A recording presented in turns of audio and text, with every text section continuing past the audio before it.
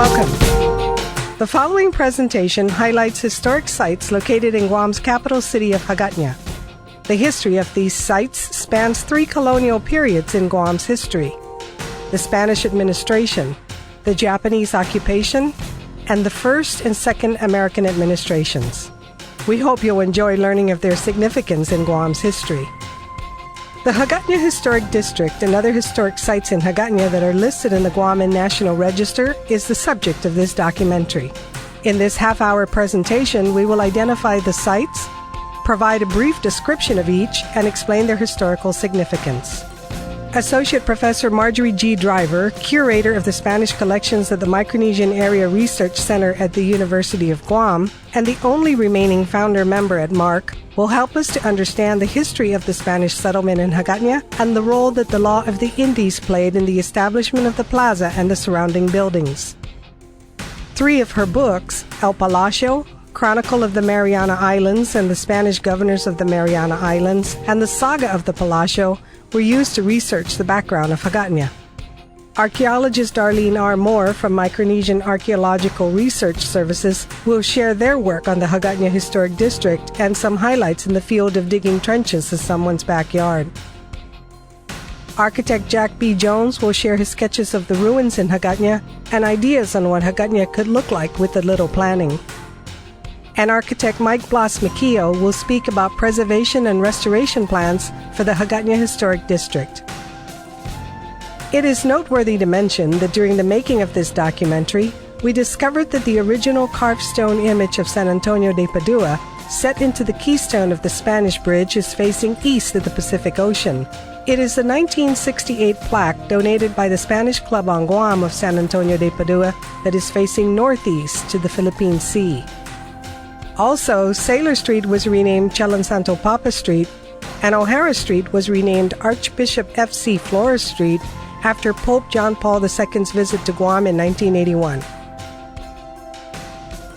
It's the Leon Guerrero House, and the Leon Guerrero House is the only one that's currently occupied. The Lujan House, or Lujan Institute, the Martinez Notley House, the Calvo House, and the Rosario House. They were nominated to the National Register at some time in the past, I think in the 70s, as the remaining houses, pre-war houses, the remaining pre-war houses in Hagåtña. And as survivors of World War II, then they were considered significant examples of the architecture from pre-war times. One house has already been destroyed, and that one was destroyed in the 70s. That was the Calvo House. The renal care facility in Hagåtña is a new structure that was built where that house was formerly located. And that's right inland of the Rosario and Martinez Notley House. So those 3 houses at one time were close together. They were adjacent to each other, actually. And 2 houses are really deteriorated. That's the Rosario House and the Martinez Notley House. And if you drive by on the street looking for those houses, they're covered in vines right now, and you wouldn't know there was any structure left. But when we went to look at the structures, there are parts of them that are still left. And then the Lujan House is not currently occupied, and it needs to be renovated again. It was renovated in the late 70s or early 80s, but then it has not been maintained, so it's deteriorated. The Leon Guerrero House has been maintained, and the owners have made improvements or changes to the structure, and we weren't able to go inside or talk to anyone because apparently someone in that family is quite ill now. So we didn't really get a good handle on what changes have been made, but I believe Jack Jones has been following that structure more closely, and he was saying to us in the interview, well, this pillar replaced this pillar and so forth. We recommended that those 2 still stay on the historic district, those 2 structures, and that some attempt be made to showcase what's left of them to the public.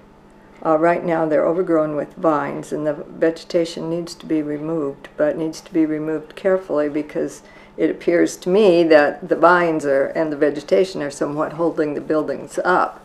So, and there's a lot of fallen rocks and timbers, so it would be dangerous for people to walk through there right now. But if they were stabilized, then the remains would still show the current generation of how people lived before the war, and in that way they're priceless, because we don't have examples of those homes anymore. Or we have a few in Arahan, but none of the houses have had any archaeological investigation except the Rosario house. And Mars did an excavation at the Rosario house in the late 80s, I believe it was, in conjunction with a plan at that time to have that house restored. We dug only 3 small test pits, so from that standpoint there's a lot more to learn. But we got a post hole from an earlier structure at the site. I believe it was in the mid-1800s. And then the house itself, they think was built in the late 1800s, but they're not sure. And then we got an earlier radiocarbon date on charcoal that indicated someone was living there around 1680. So there have been people in that particular area for hundreds of years. The Spanish designated Hagåtña the principal village of Guam in the early 1600s as they began building a plaza surrounded by a church and school and a palacio, an arsenal, and other government buildings to establish a city.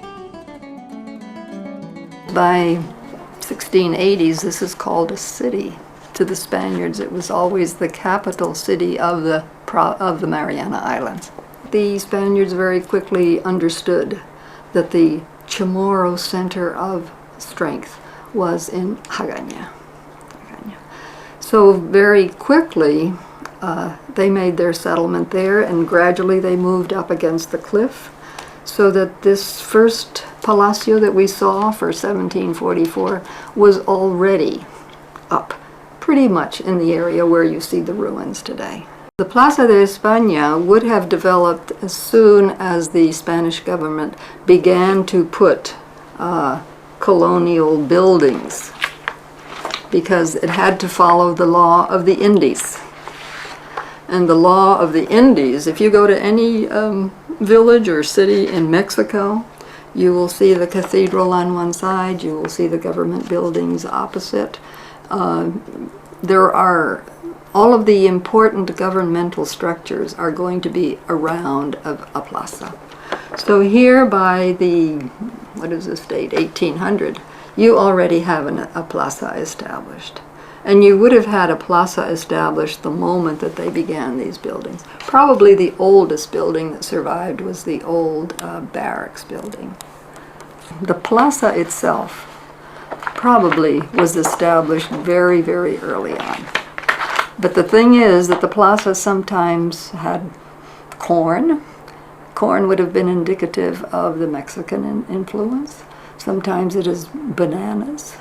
And then finally, I think it's in the 1850s, Governor Santa Maria begins to clear it out. But it was always a plaza. This is the palace that was rebuilt after this first one. This is the 1887 palace.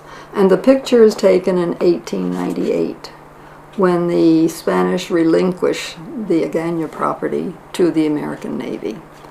And if you look closely, you can still see where the coat of arms was. And that's the coat of arms that we have. Oh, it's this one. This coat of arms, which is on was on a piece of plywood about 4 feet square, I believe. It's quite a large thing, and it's now replaced in Government House. The buildings were constructed in Spanish style, mostly in wood or of mamposteria, a combination of rough coral stones set in place and covered with smooth lime mortar. The Spanish coat of arms was prominently placed at the top center of the front wall of the palacio. But it was here. And the American Navy people took it down and sent it to the Naval Museum in Annapolis. When we established Mark, we found out it was there. Mr. Wonpat was the man who got it back for us. The Spanish used the first floor of the Almacen as an arsenal for the storage of cannonballs, chain shot, and shrapnel. Its second floor was used as a barracks and later a hospital. The building was condemned and dismantled in the 1930s, but its 3 stone arches, called the Arches of Almacen, were preserved and continue to serve to this day as an entrance to the garden where the fountain is located and which was constructed in 1933. In the 1930s, that building was demolished by the early Navy people. But the governor at the time, Governor Bradley, kept the arches and established those arches as the entrance into the garden. The garden is where the Almacen used to be. The Spanish built a kiosco at the center of the plaza, and for a short time prior to its 1929 reconstruction by the naval government as a concrete structure, the kiosco was moved from the center of the plaza for the construction of a marine softball field. It served as the naval governor's review stand and bandstand, and it remains the central landmark of the Plaza de España. A landmark in Hagåtña that predates the American administration is the modern-day Hagåtña Cathedral Basilica. One of the first Chamorros to convert to Catholicism was Chief Kapuha, the principal chief of Hagåtña, in 1668. He allowed the Roman Catholic mission to build a chapel on the land next to the plaza.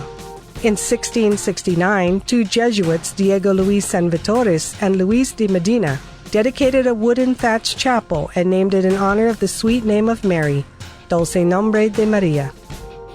252 years after the chapel was built, the first Vicar Apostolic of Guam, Javier Villa, a Capuchin, designated the church as his cathedral in 1921. During the Japanese occupation, the cathedral was used as a prison for Americans and some island civilians. It was completely destroyed during U.S. military softening up operations against Japanese defenses in 1944. Various religious orders participated in the renovation of the cathedral when necessary, and under the leadership of Bishop William Baumgartner in 1955, the post-war reconstruction of the cathedral began with a vicariate crew of workmen.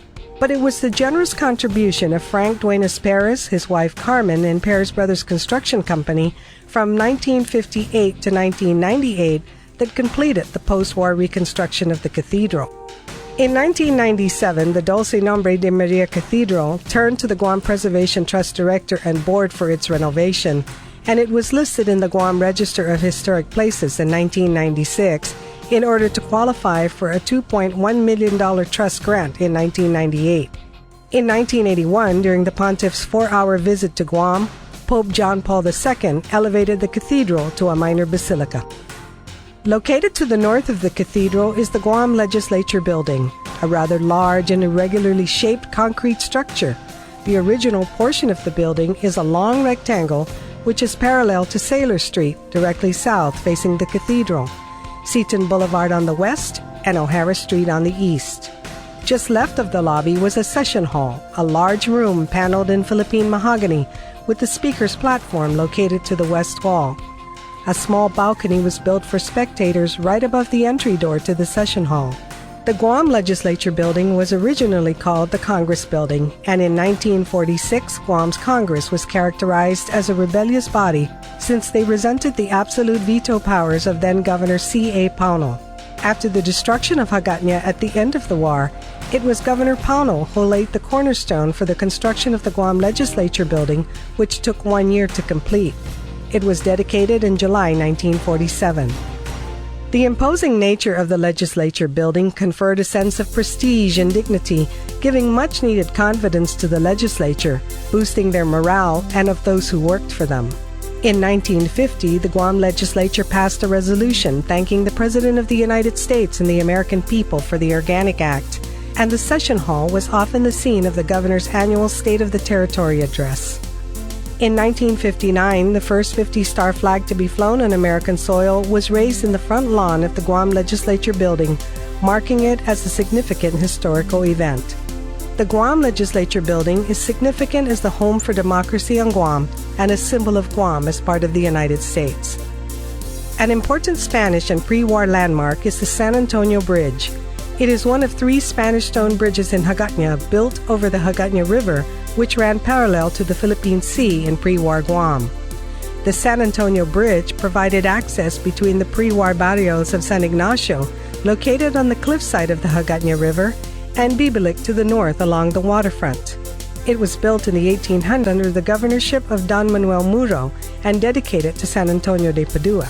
A carved greenstone image of San Antonio de Padua is mounted on the keystone facing east to the Pacific Ocean. Today, it remains a single pre-war existing bridge in Hagåtña.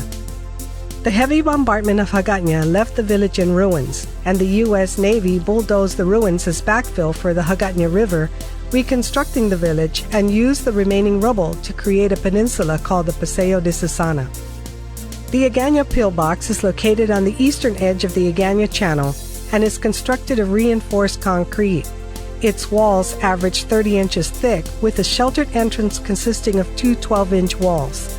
The structure appears to have been built on the original foundation with no additions.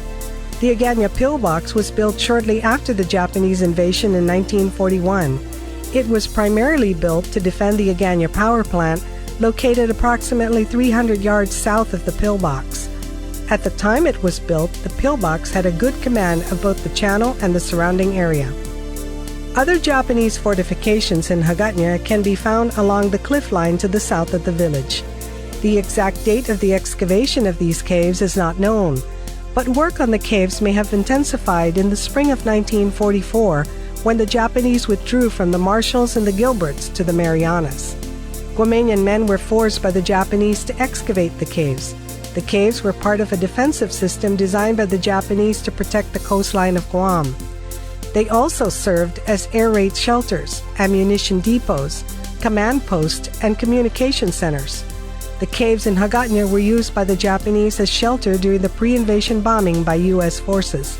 Most of the caves along the Hagåtña cliff line are simple openings into the cliffs, but one of the caves just below the bishop's house is very extensive and may have once had an entrance at the top of the hill. The caves at the Senator Angel Leon Guerrero Santos Memorial Park have iron gates at their entrances and concrete entrance tunnels, and may have been used as air raid shelters in early 1944. The caves were also used as protected storage areas, and in line with Japanese practice, they could have also served as defensive strongpoints during the battle. After the collapse of Japanese defenses on July 29, 1944, the 3rd Regiment, 3rd Marine Division, swept rapidly through Hagåtña with little or no resistance from the Japanese, who did not defend the caves. The Hagåtña caves are significant because they provide information about the locations or various types of fortifications in the system designed and implemented by the Japanese to defend Guam's coastline. The historic sites that we've presented so far are located within close proximity to each other in the center of Hagåtña. But 2 landmarks are located in East Hagåtña in the U.S. Naval Cemetery, the Cormoran Monument and the Naval Cemetery Japanese Fortification. Within the enclosed cemetery, towards the beach side along the chain-link fence, is the last of the Japanese beach fortifications. Its unique dome-shaped feature provides information about the variations in Japanese World War II military architecture and is one of the diminishing numbers of fortifications along the northern coastline of Guam. The Cormoran Monument is dedicated to a former Russian steamship called Regisan. It was a German auxiliary cruiser engaged in commerce raiding which sailed into Apra Harbor on December 14, 1914. Her captain requested coal and provisions, and although inspection revealed the need, she was a warship of a belligerent nation, and her presence in an American harbor violated U.S. neutrality. On April 2, 1917, the United States declared war on Germany, and Guam's military governor, Roy C. Smith, asked her crew and ship to surrender. They surrendered on April 7, 1917, only after setting off explosive charges in a coal bunker. 9 of the cormoran's crew drowned in its scuttling, and the cormoran sank and remains in 120 feet of water in Apra Harbor. The monument to the cormoran's dead commemorates a tragic side effect of the incident.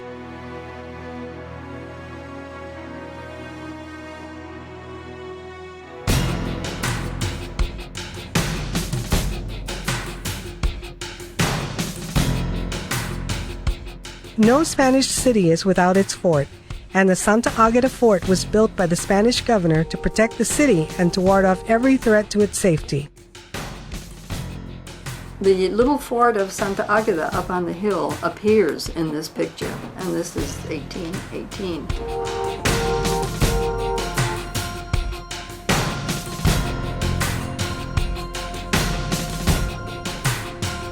And now the Hagåtña Historic District. In 1980, several historic structures in the Hagåtña Historic District were inspected, described, and evaluated by architect Jack B. Jones. We want to go through and look at a recreation or a projected restoration sketch of what the potential is in that district. And that's what this shows. And over here on the right, you can see the Lujan House. And here at this point, you have the Leon Guerrero House. And then over here, you have the Martinez Notley House. And just down in here, you have the Rosario House. And as was the case in some of the buildings up in Saipan, in the Chalancanoa area, perhaps they don't all have to be restored. What would be a good thing is to stabilize some of them.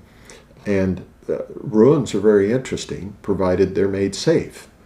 And I think you can take that discussion a long way. I mean, that's sort of what the plaza is, and the buildings around the azotea and that type of thing. Okay, they're at this point in time, we think of them as the way they are, but they really are ruins, and they just simply need to be stabilized. And perhaps the house down in here, perhaps that Rosario House, that could be done, and perhaps we can rebuild part of the walls, the end walls, perhaps frame in part of the roof to form the space, and then leave it that way and allow people to go safely, to go up those old Spanish steps and look down into the bodega, and maybe there's elements in there of the framing so they can see where the floor is. That would be fascinating. Whereas if you come back over here to the Martinez Notley House,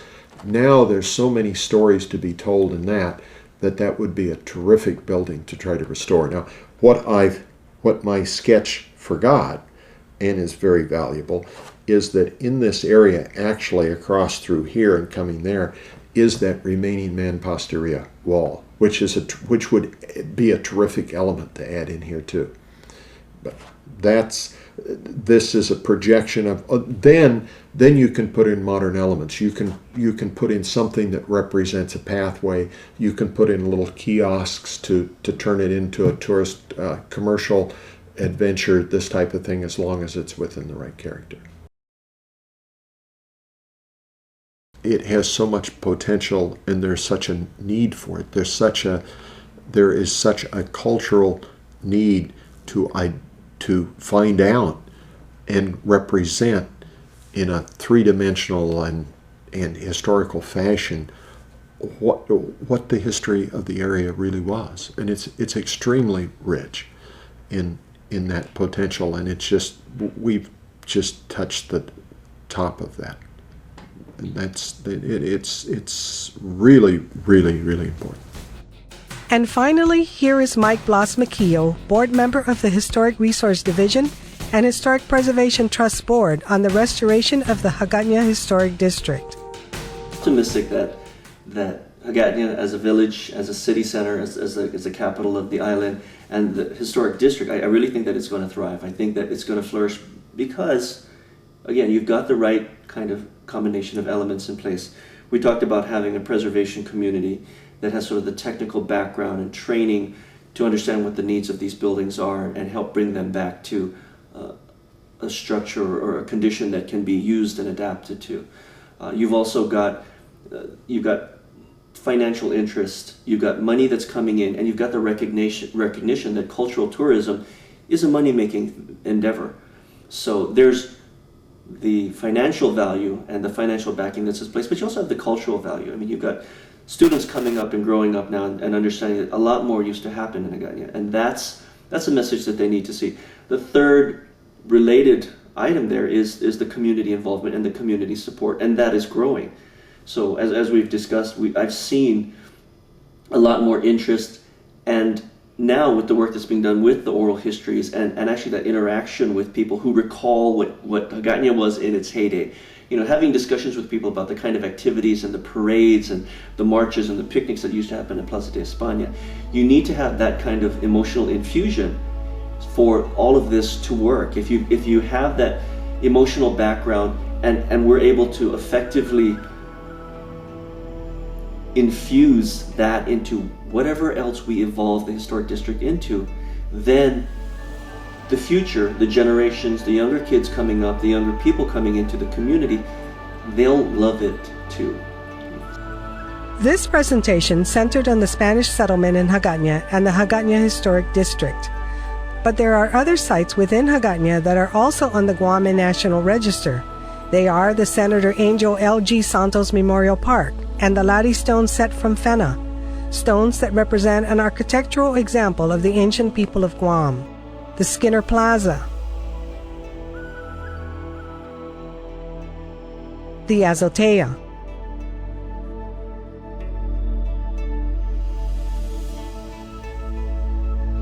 the Chocolate House,